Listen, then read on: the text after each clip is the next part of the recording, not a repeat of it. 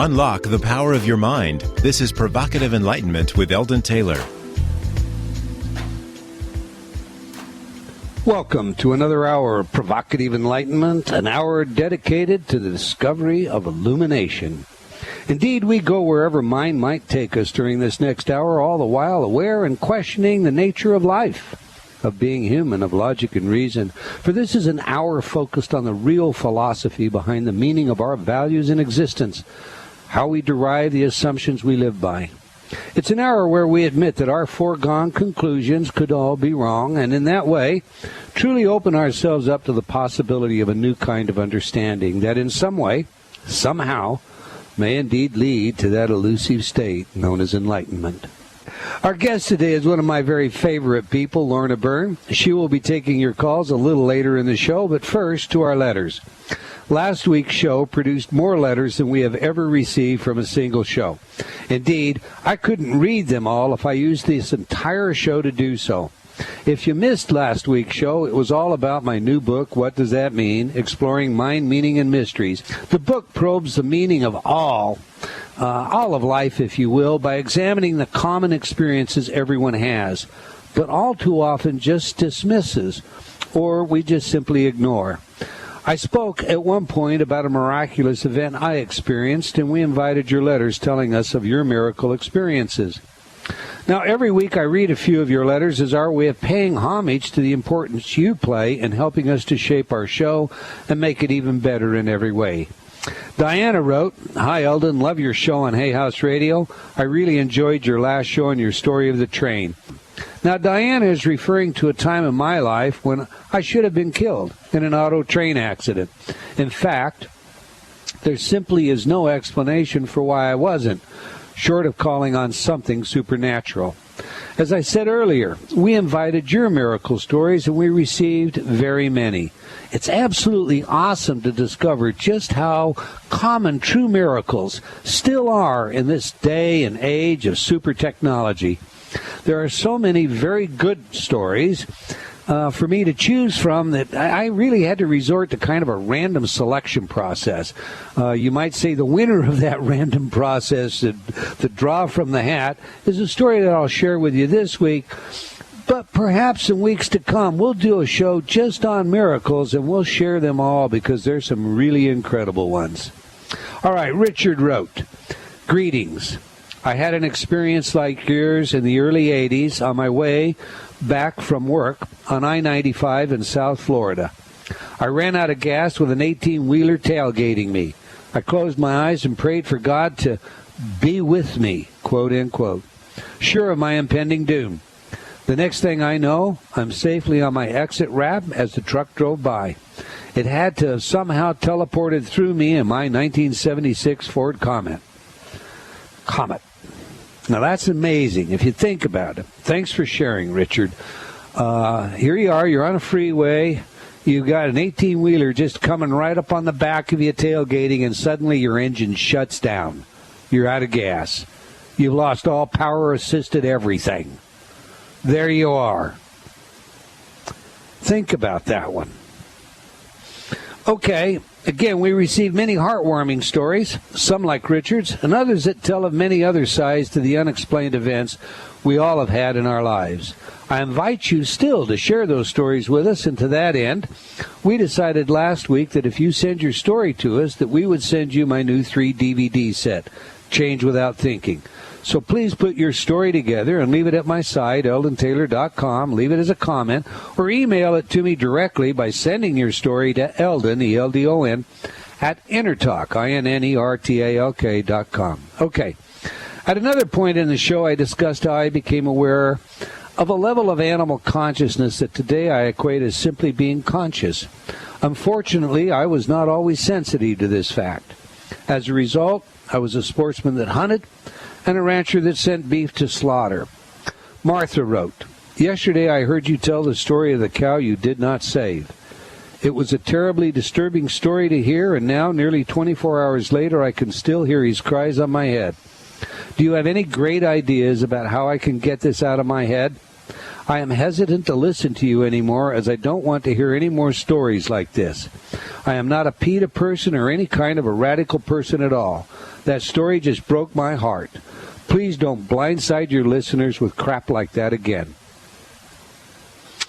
I answered Martha this way, but I want, first of all, for all of you to know that if I blindsided you, I do apologize.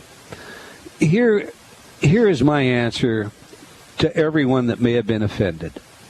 The steer called out as it was about to be slaughtered, so close so that I couldn't have stopped the killing if I'd have been conscious enough to do so. The gravity of what I did settled in slowly, but by day's end I felt sick about it. It still pains me when I think of how I used to take farm animals and so-called game animals for something much less than they really are. Indeed, I am ashamed of this part of my personal history. I would like to be able to say something to mitigate my ignorance, but the fact is, I only learned because the animals taught me. I share this openly now in hopes that others will become more sensitive to the treatment of animals at all levels, including what it is they choose to eat and why they make that choice. Okay, Pete wrote, I was deeply touched by your brief animal stories at the end of Provocative Enlightenment. Thank you. Sean wrote, Hi, Eldon. I was very moved by your radio show on February 23rd and look forward to reading your new book. Michelle wrote, Dear Eldon, I just began listening to your show this past winter, and I have been highly intrigued and delighted by your program. A philosopher at heart, I love that you focus on metaphysical healing and the mind-body connection from a philosophical and psychological standpoint. Your show satisfies my cravings to discuss mental manipulation via advertising and supernatural phenomena, among other things, like the Heart Project and the deliberate installation of fear via EMF, with both intelligence and sincerity. In short, you do not insult the listener's intelligence, and this is very much appreciated. I also truly appreciate that on your last show you graciously shared your life-changing experience, car accident with train, that caused your spiritual awareness. I, too, believe that animals do have souls that some humans dismiss as inconsequential. Your story about the calf was very touching indeed. Michelle, I can only say to you, thank you. I will try to live up to the honor you've given me. Betsy wrote, Thank you so much for the free downloads I received from your website. Your generosity defines your character and has made me a faithful fan. I'm looking forward to reading your new book and wish you much continued success. Wow, thanks, Betsy. Now, what Betsy's referring to is the free MP3 programs we make available as our way of paying things forward. You can get yours at my website, eldontaylor.com. Just follow the link in the upper left panel titled Free Programs. Can't be a lot easier than that. Ann wrote, I truly enjoy listening to your show. It's definitely one of my favorites on Hay House Radio. Keep up the great work, and thank you for your generosity. Suzanne wrote, and in this instance, sent us a physical letter. She had emailed us months ago, and we had shipped some CDs to her as our gift. Sometimes people just fall on hard times. Here is what she said. Dear Progressive Awareness Team, I love this letter. I have enjoyed your work and the results thereof immensely. I am currently working on releasing right now, and a tithe check is made out. Catherine Ponder said in one of her books that a tithe should be made to that which enhances your spirituality and growth. So I am sending this check to all of you as a gift. Do as you will with it. Order lunch or whatever. I hope that it is accepted well. Thank you again. So what did we do? Well, I'll tell you, we celebrated. The entire team did enjoy lunch. Thank you very much, Suzanne. I just love it when the world works that way. Teresa wrote, I have been listening to Mr. Taylor's show on Hay House Radio and have become addicted to his wisdom. Thank you for making more of it available. Wow. Thank you, Teresa. I don't know about that wisdom sometime. I'll let Ravinder take that one on in another show. Okay, that's all the time we have for letters today, but I do want to thank all of you for your feedback, and I invite you to opine by leaving comments on my website, eldontaylor.com, or by joining me on Facebook. I do read your notes and letters, and they do help shape our show. Okay, let's get to one of my very favorite people, Lorna Byrne. She is the author of the marvelous book, Angels in My Hair. I know from personal experience that she is the real deal. Lorna has been with us before, and she sparked many letters. Her story is of a miracle life, her life, although at the time living it, I'm sure she didn't think it was always a miracle, and the angels that have always been near and guided her. In her last visit, we touched on the problem of evil. Is there evil in the world, or is everything that we think of as evil a creation of being human? Many letters regarding this subject. That is, there are so-called spiritual teachers today that insist there is no evil except that which we create. There is no struggle between good and evil per se. It's really all about the illusion we live under as humans. The question then is rather straightforward. Is there a force orchestrating evil, as a good deal of the religious literature suggests, or is it all the stuff of our own making as a result of our own confusion and wrong thinking? Well, our guest today has actually been with the devil. What did she learn? Is there a contest between good and evil as depicted in biblical literature? Is there really a devil? I know what I think, but we want your input and ideas. All right, let's welcome today's guest. Lorna Byrne is an Irish mystic who sees angels and spirits in her book, Angels in My Hair. She tells her life story and shares the inspirations and teachings she has learned from a lifetime spent with the angels. I'm going to tell you, I'm going to pause here. If you've not read this book, get this book right now. You can get it at Amazon, Barnes & Noble, online. This is a great read. She has become an international publishing phenomena, and she joins us today from Ireland. We are honored to have her and her angels with us. Welcome back to Provocative Enlightenment, Lorna Byrne. Hello, Eldon. It's lovely to talk with you again. I know there's definitely loads of angels there with you, helping you. And it was great hearing all that news about your new book. Oh, well, thank you very much. When you were with us last time, we really got a lot of mail. And we got a lot of mail about an issue that I think is a very important issue of our time. In your book, you talk about various angels that you've visited with, including Michael. You imply from the book, from your background, and in our conversations, that this whole set of angels that we might come to know if we were to read biblical literature, particularly the Torah, Raphael, Michael, etc., are real, and that you have visited with many. And I know in another context that you have disclosed the fact that you had a meeting with the devil himself, Satan, okay? Yeah. Now, in setting all this up, there is a whole trend of thought out here right now about how man creates everything, and there is no evil, and the evil that we see, that is just a part of, our own creation. At the same time, in the book of Luke, chapter 4, verses 5 through 8, we get this quotation about the devil taking him up on a high mountain, showing him all the kingdoms of the world in a moment of time. And the devil said to him, I'm quoting now, all this authority I will give you. Therefore, if you will worship before me, all will be yours. And Jesus answered and said to him, get me behind thee, Satan, for it is written, you shall worship the Lord God, and him only you shall serve. So now, the argument is among many Christians today that there is a form of unorthodoxy that you might say is championed by this notion that we create the evil, we've created the world, we create everything, man is the source of all. And it is in direct contradiction to what I believe you're going to tell us is your experience. And I'm going to just put it there on the table then and say, take on good and evil for me, will you, Lorna? okay. I actually don't really like talking about it. And I know I'm a little hoarse, so I hope you don't mind. We love that you're here with us. Okay. I wish Satan didn't exist, but he does. And he's the one that we find it easier to listen to. And, just what you were after reading out there, when our Lord told him, to get behind him and all of that, that's what we're meant to do in that sense as well, to ignore him, not to do what he asks.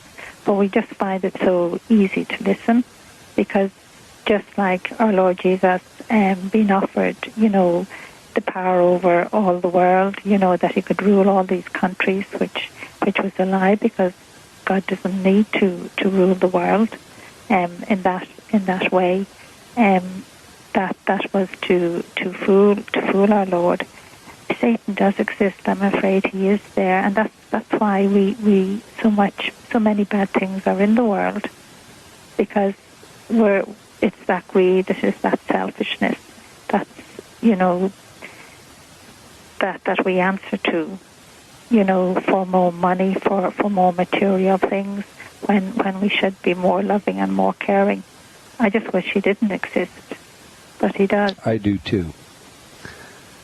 I'm going to ask you a very difficult question. I do not mean to put you on the spot. Okay. This is provocative enlightenment, so we do provoke things. There is a whole system of teaching, popularly known today under the umbrella of the secret, that many believe to be occult in its nature, because this teaching, for all intent and purposes, asserts that man is the creator of all things. How does that square with your experience, with your insight, with the angels? The only way I can answer that now is really truthful. Man isn't the creator of all things. It is only by what the angels have shown me all my life, because they had asked me to help them in different things. It kind of caused things to happen within my life, some good and positive things, but it helped others. It wasn't that I created them, but it is that they were already created, but it was to help, to make them better. So God has, all as I can say to you is to be truthful and honest. God has created this world, this universe, but we're given the knowledge and the wisdom, and our soul that dwells inside of us, inside of our human body. That makes us more human. It makes us more compassionate, but it stirs the knowledge and the wisdom that is inside of us, to create things out of what has already been created in the world for us. If you understand that.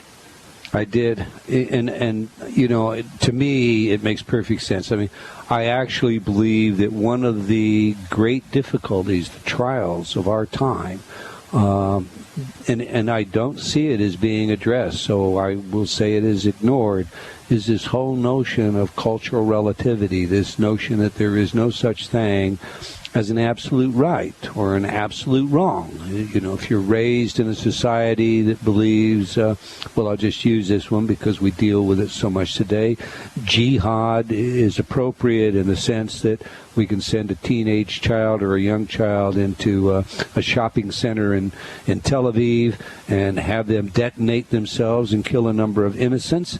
If we take the view that cultural relativism would impose upon us, that Neil Donald Walsh once told me on the air was the correct view. If we take that view, that's right, because that's what they were raised to believe, then we have no value system and there is no hope for peace. Man has indeed eroded the highest aspect of humanness. That is my perspective, and I believe that's what you're saying, is it not? It is, yes, and you have to remember, you strap something to a child and you tell them that they must do this. I know that if the child survived, or if a child watched another doing such great harm to other human beings, the child would cry, because the child would know spiritually deep down inside of it this is wrong. But this is Satan getting adults to use children, to use young people, to, as they grow, to put fear into them, telling them, this is how we get, the power over the world.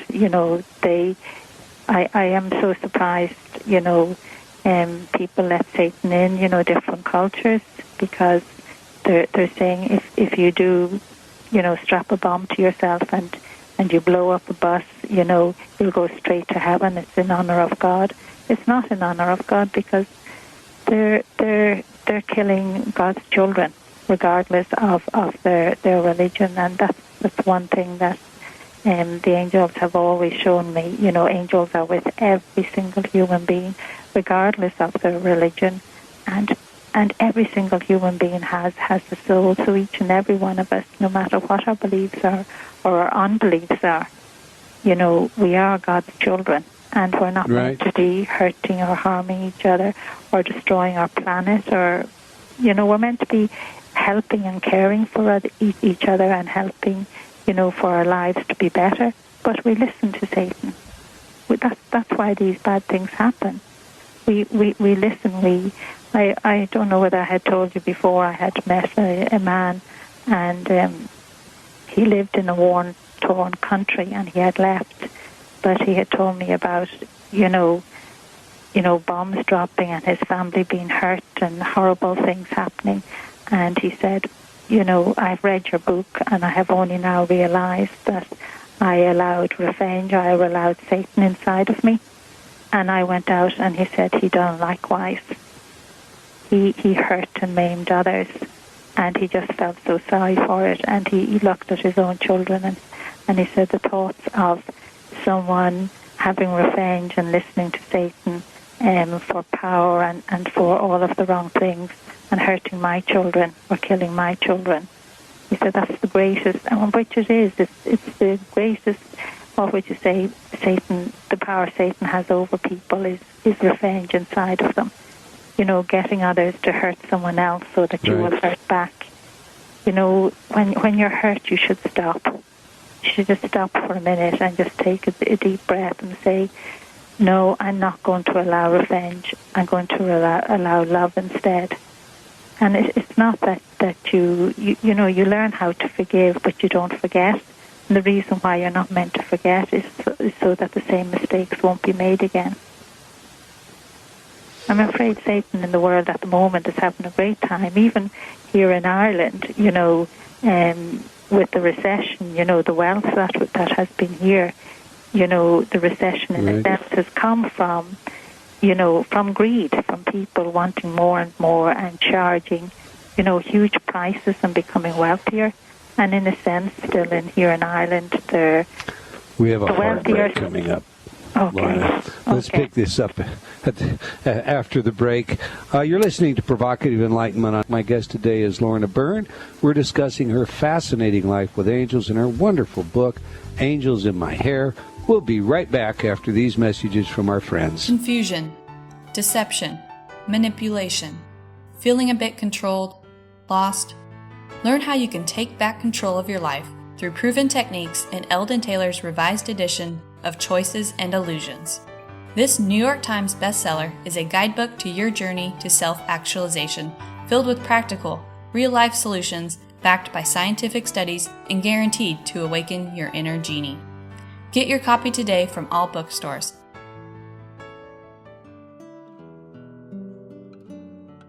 Have you talked to yourself lately? What does that inner voice say? Are you constantly hearing negative feedback? Ready for a change?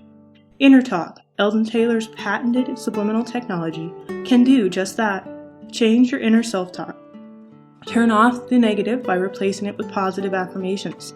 Inner Talk has been researched at universities such as Stanford and by governments around the world, and has been proven effective at priming your self-talk. Armed with a new positive outlook, you'll find everything becomes easier, from losing weight to stop smoking. giving presentations to riding horses. Learn new things to being a powerful salesperson. Choose your title for change today. Visit www.innertalk.com. That's INNERTALK.com. Innertalk.com.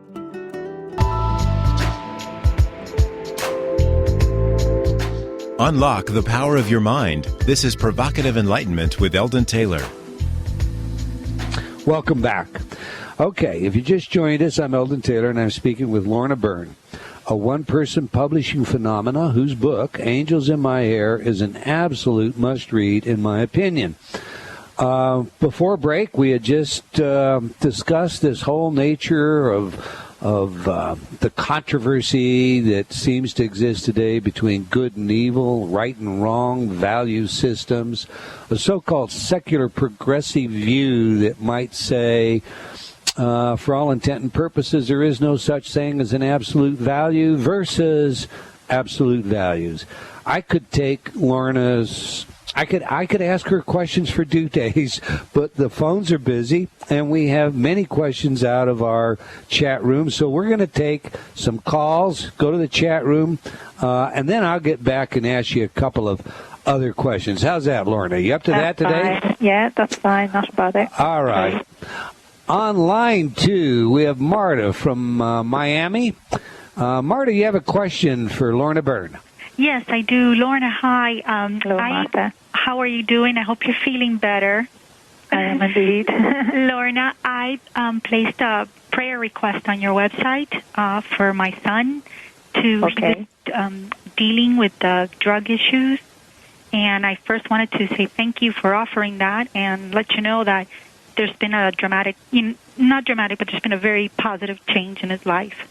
It's been very good. It's been consistently getting better and better and better.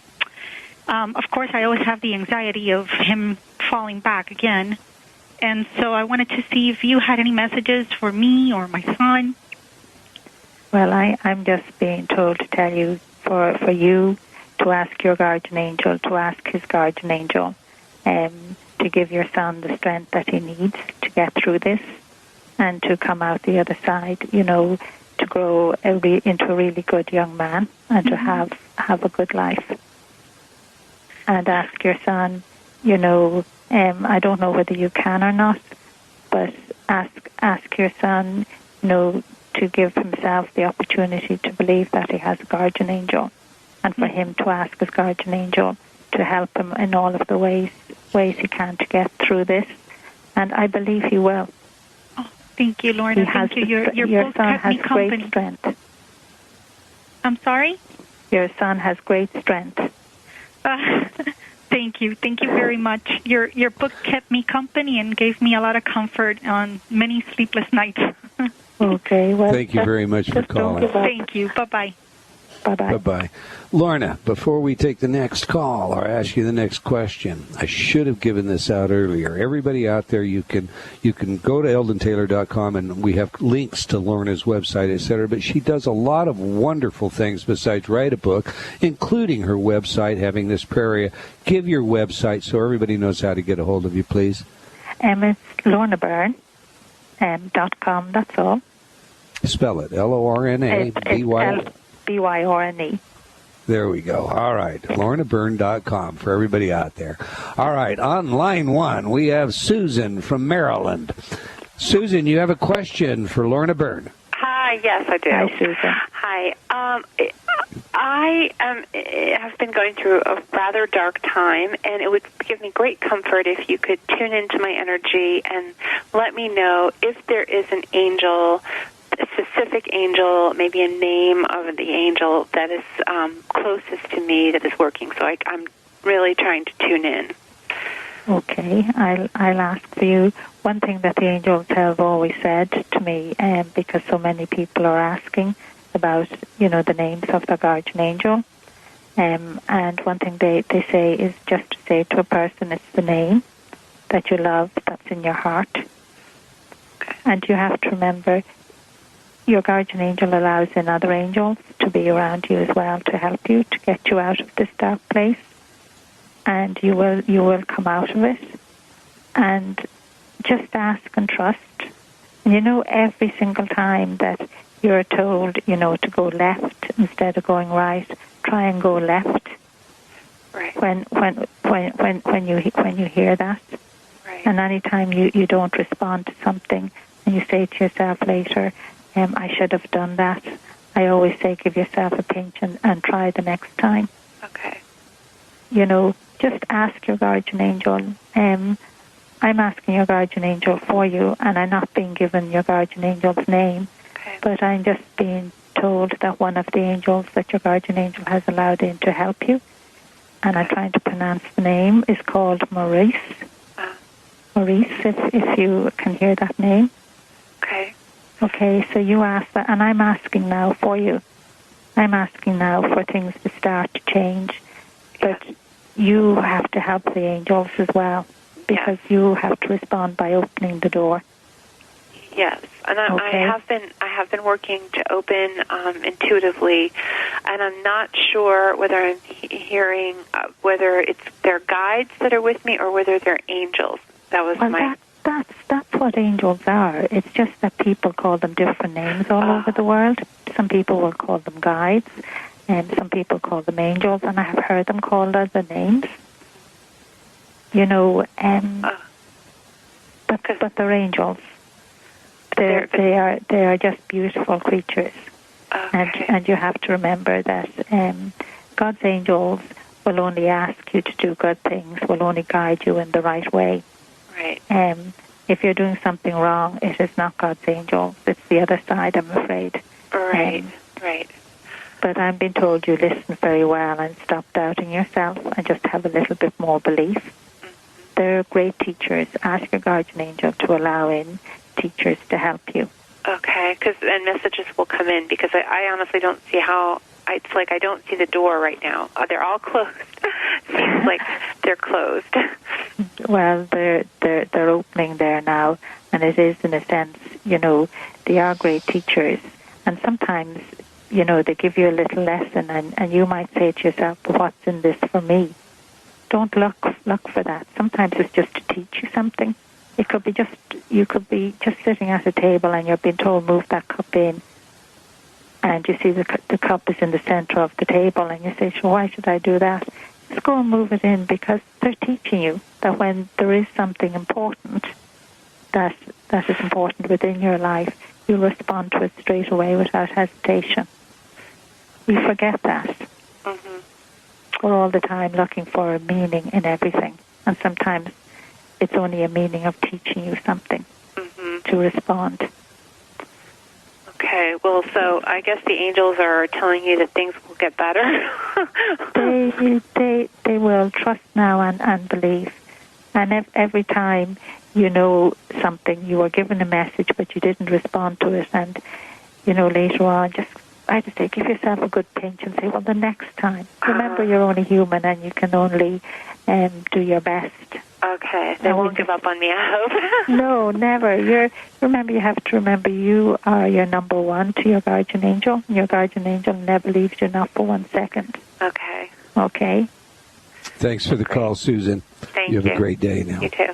Out of the chat room for you, Lorna Byrne, Kelly asks, I know there excuse me, you did my voice, but your voice is getting better. Mine is getting better. That's right. I know there are angels, she says, and I feel certain there are spirit guides. Sylvia Brown has said that angels don't speak, but others say they do. What is your take on this issue? Well, angels talk to me all the time, so therefore they speak. Sometimes they won't answer a question for me. All right, they just ignore me.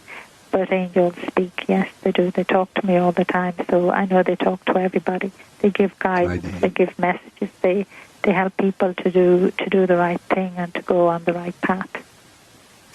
And like you just pointed out, often we don't hear them because we shut them down, thinking that whatever conversation might be going on is just not a very relevant kind of a conversation. Is that true? That is true, and that's where we make that mistake. We shouldn't always be looking, what's in it for me, or if something just seems so simple. You could be told to go back into the house and close the door, and you're looking at the door and it's closed. but they're actually teaching you to respond. That's why they're great teachers. Right. I love that. That's a marvelous metaphor. Now, Thomas Schofield, I'm sorry, he's got a different question. I'm going to take Scylla's question out of the chat room, Ravinder. Do we have the same guides and angels in each of our lifetimes, or do we receive different angels in different lifetimes? I've only asked and spoke to the angels about that a little, and on the second book I am writing about reincarnation. I'm giving some information. And all I can say is when someone does come back a second time, when it's allowed, when it happens, they don't have all the same angels, and sometimes they do have the same guardian angel, but not always. I have to be truthful. I don't know what people would like me to say. No, you do have to be truthful, but are you therefore admitting in what you just said that there is such a thing as reincarnation? Yes, but not in the same way, not in the abundance that we think. Meaning that not everybody reincarnates? Not in the abundance. Like I meet or that they have 20 lives, or is that what we mean? Not necessary. Some people never reincarnate, never come back, but they don't need to. You're teasing us, aren't you? When is this book going to be ready? It's going to be published in Europe in September, but not for a while in the States. You will send me a copy, will you not? I will indeed. I will. You're wonderful. I will. All right, let's go to the phones. On line 3, we have Joni from Alberta, Canada. Joni has a question for you. Welcome to Provocative Enlightenment, Joni. Hi, it's Joanna. Hi, Joni. Joanna, I'm sorry. Hi, Lorna. You have a question for Lorna? Yeah. I read your book and I loved it. I think I read it in 2 days. Okay. I have a question in regards to orbs. And are they all angels, or how do you see them? Are they other beings, or? You're saying orbs. I see orbs of all colors all the time. Sometimes they are just energy you're seeing. You would know if an orb was an angel. You just know without any shadow of doubt. Sometimes they are just energy. They're coming from things that are around you. Oh, okay. Plant life and things like that, or even animals. How can I describe? I know I described a little in the book. They can just shoot off light. Because I see different types of light, so it's weird that I'm seeing it, but I've been starting to see them in the past, I'd say maybe 5 years, and that's what I was questioning, because someone said they were just angels, but I had a feeling that it was a lot more than just angels.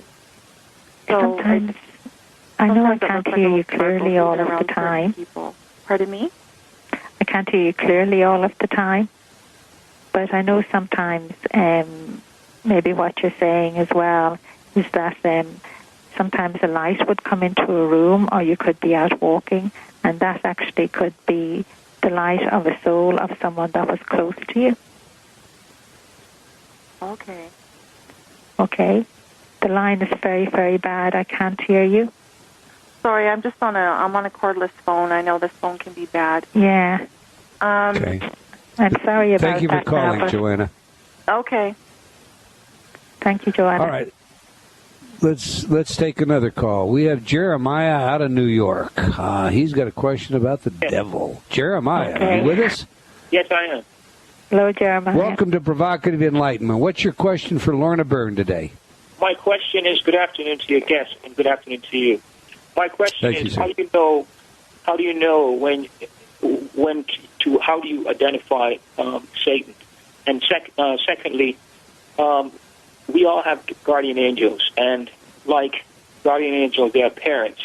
And when a child doesn't listen to a parent after several warnings, the parent usually let the child fall in order to experience the outcome of the.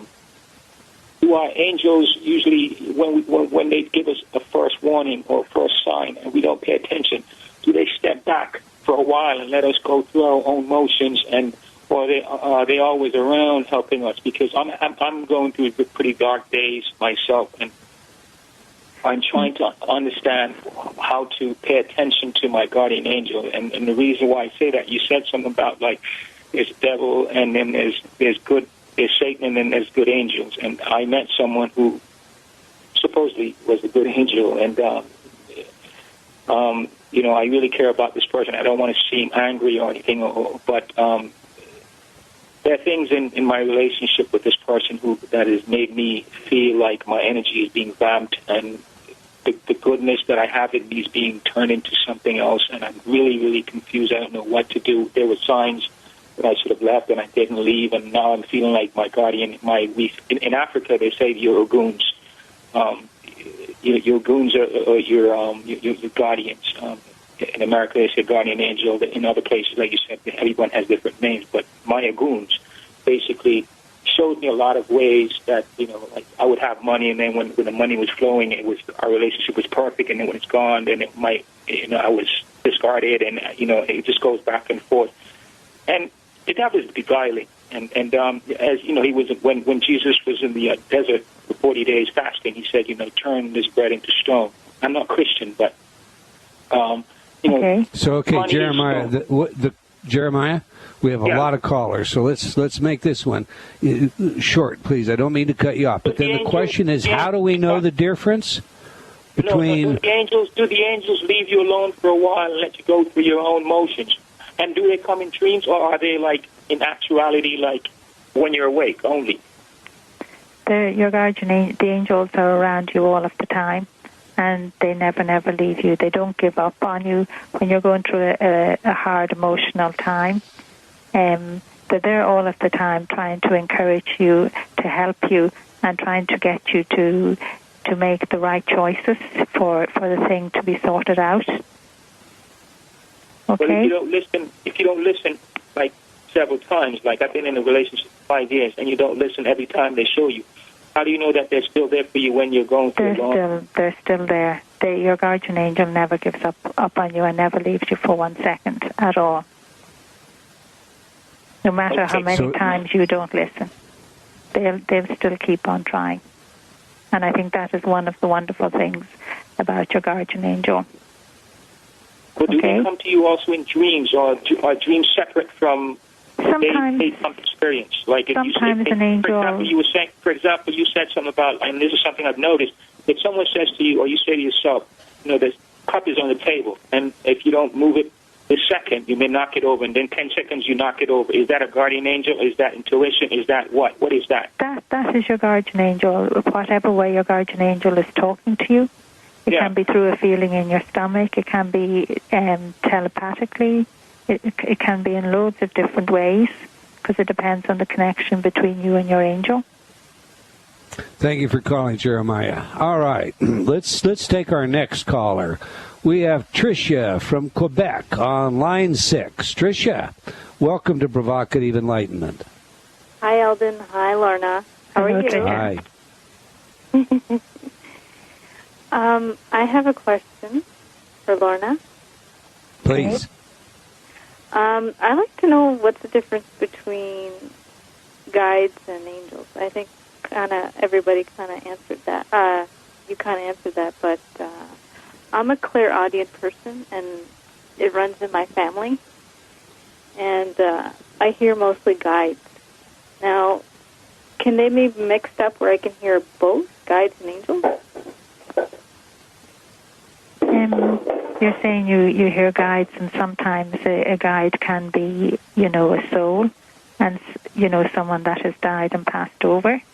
And one thing the angels have always told me, and it always makes me smile and laugh, and I used to be embarrassed about it, but sometimes we hear a soul 10 times quicker than we would actually hear an angel, because you have to remember we are souls as well inside of our human body. And sometimes the angels, your guardian angel allows the soul, to be a guide at certain times in your life to help you. Mm-hmm. But if you're hearing guides, and sometimes the guides are actually angels that you're hearing, it's just a word, it's just a name. Okay. Okay?